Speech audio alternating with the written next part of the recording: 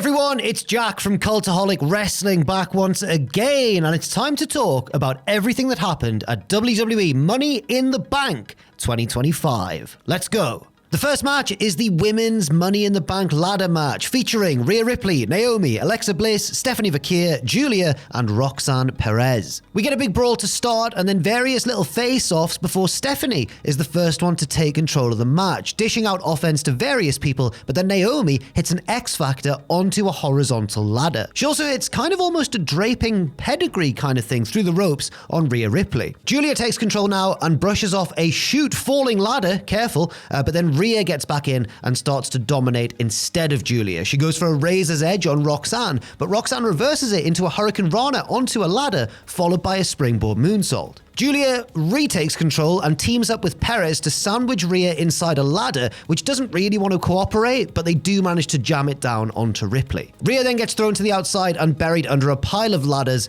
and on the inside of the ring, Naomi sneaks in and tries to climb the ladder to victory. Stephanie stops her though and retakes control of the match herself now, even momentarily climbing the ladder with Giulia clinging to her back, an impressive show of strength there. Stephanie gets foiled though, and Giulia ends up dangling between the rungs of the ladder, still managing though to hit a kind of a suspended German suplex onto Naomi. Roxanne and Giulia now climb. Bliss pushes the ladder over, but they both jump down before they are hurt and then drop Bliss ribs first over a horizontal ladder on the canvas, but like laying the nasty way. It looks like a very painful bump for Bliss to take. Perez breaks her temporary alliance with Giulia, and Giulia sends her over the top rope, where Rhea emerges from the ladder pile to attack Roxanne. Ripley runs wild on everybody, hitting a razor's edge on Perez into Naomi before hitting an electric chair drop on Giulia, sending her face first into a ladder. Rhea sets up a big ladder now with a bridge to the corner and tries to slam Stephanie into it, but Stephanie ends up dragging Rhea onto the bridge, and both of them are up there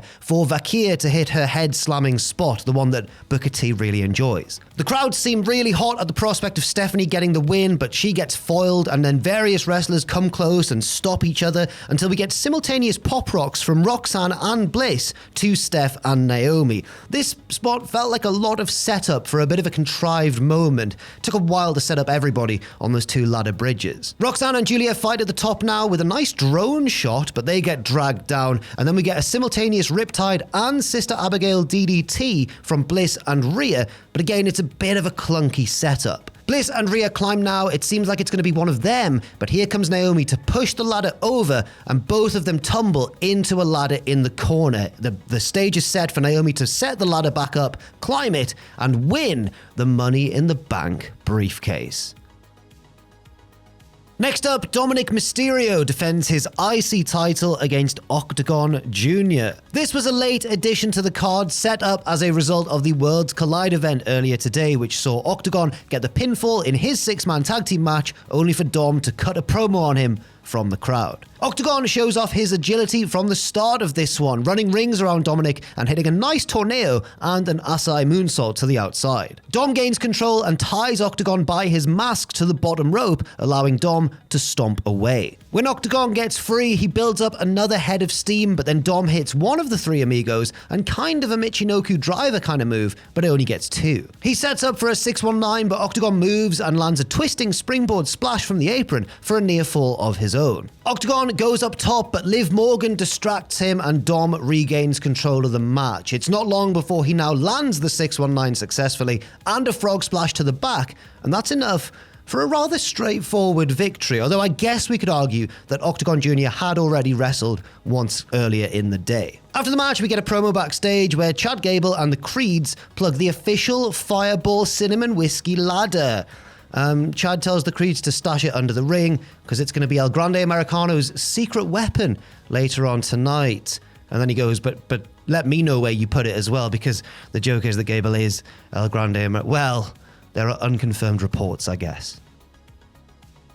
Next up is the Women's IC title rematch. Lyra Valkyria once again defending against Becky Lynch. We have additional stipulations in play here. If Becky loses, she can never again challenge for the belt, but if she wins, Lyra has to raise her hand. Becky tries to jump Lyra during the ring announcements, but Lyra's ready for it and takes her down. She goes for a drop kick through the ropes, but Becky reverses it and slams her to the floor. Becky maintains control back inside, but Lyra rolls through the manhandle slam attempt into a nice near fall. Wrestling. Becky beats Lyra down some more though, until Lyra hits a nice swinging neck breaker, and now both women are down. They recover slowly, and a little bit later on they exchange roll-ups, and Becky hits a nice spike DDT, but it only gets 2. Lyra answers back with a very impressive superplex into a fisherman's suplex combination, and that only gets 2. And Lyra really, I know this is some great wrestling analysis here, Lyra really does hit moves well. Becky avoids a moonsault, but Lyra lands on her feet, only to get caught in an armbar, but she fights out and locks in a submission of her own, kind of a half crab.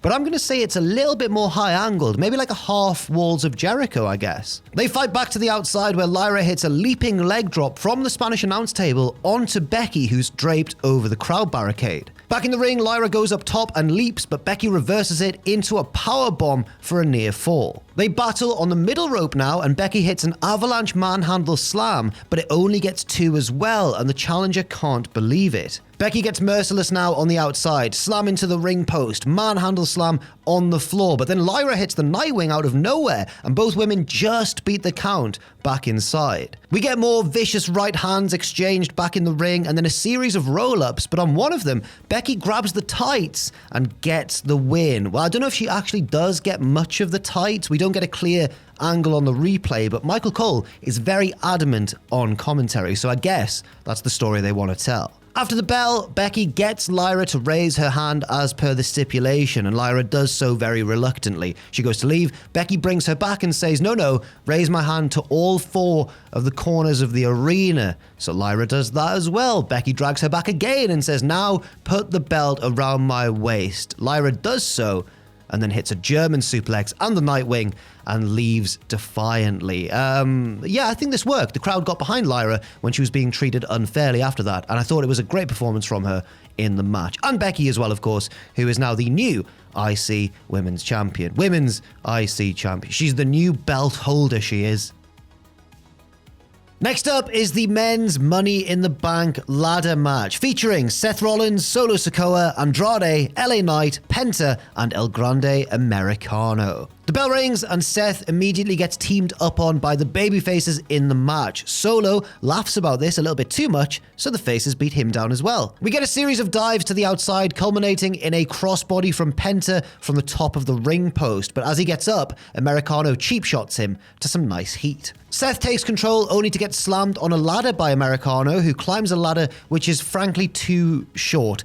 Solo stops him anyway, so it doesn't matter, and he slams him into the ladder before stealing Americano's taunt, or Chad Gable's taunt, kind of. Then, Solo fights off an attack by LA Knight and steals his taunt as well. LA Knight fights back though and hits his standing elbow drop on Solo, who is laying on a ladder by this point. Various ladders are then set up and everybody climbs. Andrade kind of slips trying to springboard into the action, but he's okay and recovers in time to climb the ladder too. People start getting tipped off ladders, and then we get a simultaneous Samoan spike and pedigree from Solo and Seth. Kind of a similar spot to what we saw in the women's match earlier on. Solo and Seth square off. Solo misses the Samoan spike and Seth stomps him shortly afterwards. Seth climbs, but Americano climbs as well and locks in an ankle lock on Rollins over the top of the ladder. Very nice there, a very unique visual. Andrade joins them and hits a lovely sunset bomb on Americano over the top of the ladder, while Penta suplexes Seth and they both crash down onto a ladder in the corner below them. Andrade and Penta climb, and Andrade invites Penta to go ahead, you take the briefcase. Penta foolishly believes him, reaches for the briefcase, and of course gets cheap shotted. Andrade, you better be a babyface, mate. A ladder bridge gets set up and Penta hits a destroyer on Andrade on top of the bridge. It's a very nice spot, looks terrifying though, and the ladder bridge buckles upon impact. Solo takes care of Penta now and steals his taunt too, but then LA Knight gets back involved and sets up a ladder bridge on the outside across the crowd barricade. Uh-oh. Americano then hits German suplexes on everybody before getting the fireball ladder out. Hey! And he does the classic spinning spot with it over the top of his head. He climbs climbs the ladder, but Penta headbutts him down, only to get stopped by Rollins, while on the outside, the camera catches Americano now loading his mask up with that steel plate. Back in the ring, Penta knocks Rollins down, but then Americano climbs a ladder on the outside to get back onto the top rope, then rides another ladder across into the middle of the ring onto the big one, and headbutts Penta down with that steel plate in his mask. But then LA Knight then runs up a precarious diagonal ladder to stop Americano, hitting a lovely kind of angle or Olympic slam and sending both men all the way down to the canvas below. The crowd love it. Seth climbs now, but Andrade and Penta stop him. Andrade comes close to winning the match, but can't quite unhook the briefcase, and then various wrestlers climb various ladders and sort of all cut each other off. Seth is hurt on the outside and can't stop them, but he calls for the troops, and here come Bron Breakker and Bronson Reed to clear house. Braun hits a few spears and Bronson nails the tsunami on Andrade. They then advance on Solo, but then Jacob Fatu and JC Mateo arrive to brawl with Seth's boys. Braun spears Mateo through the crowd barricade on the outside, and then back in the ring, Jacob hits a huge pop-up Samoan drop on Bronson. Very impressive indeed. Solo is very grateful to Jacob, who sets up a ladder for him and goes, "Climb, Solo, you can win now." Solo does climb,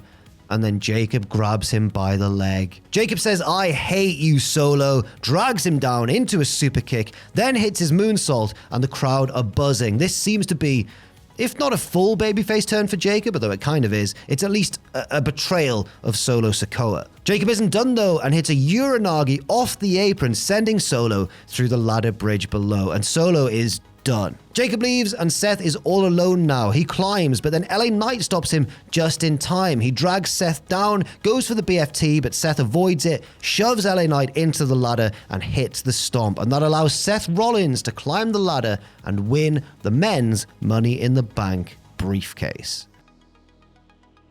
And finally, the main event of the night. Cody Rhodes and Jey Uso taking on John Cena and Logan Paul. The match begins with Cena and Logan tagging in and out to mess with Cody, who lands a shoulder block on Cena, who's like, "Okay, that's enough for me," and he tags back out again. Cody hits a big delayed suplex and then tags in Jey, but Jey gets laid out by a big right hand from Logan, who takes control of the match. Cena comes back in and immediately lays in right hands to a down Jey, and then Jey just gets isolated for quite a long time, and then Cena very slowly runs through his 5 moves of doom. He hits the 5-knuckle shuffle and goes for the AA, but Jey slips down the back and locks in a sleeper hold. Cena gets out of it, and both men crawl to make the tag. Cena tags in Logan, but Jey's too slow, and Logan stops him from tagging in Cody. Logan then wears Jey down for a bit some more, but then Cena blind tags himself in and charges across the ring to knock Cody off the apron. A little bit later on, Cena tries the same trick again, but Cody blocks it and lands a big right hand, but it's not quite enough to turn the tide of the match. Cena and Logan do maintain control, but then argue about how they should be the legal man and start even shoving each other, with Cena saying, "Listen to me, I'm John Cena." Logan's like, "I'm Logan Paul," and Cena's like, "I'm just trying to teach you."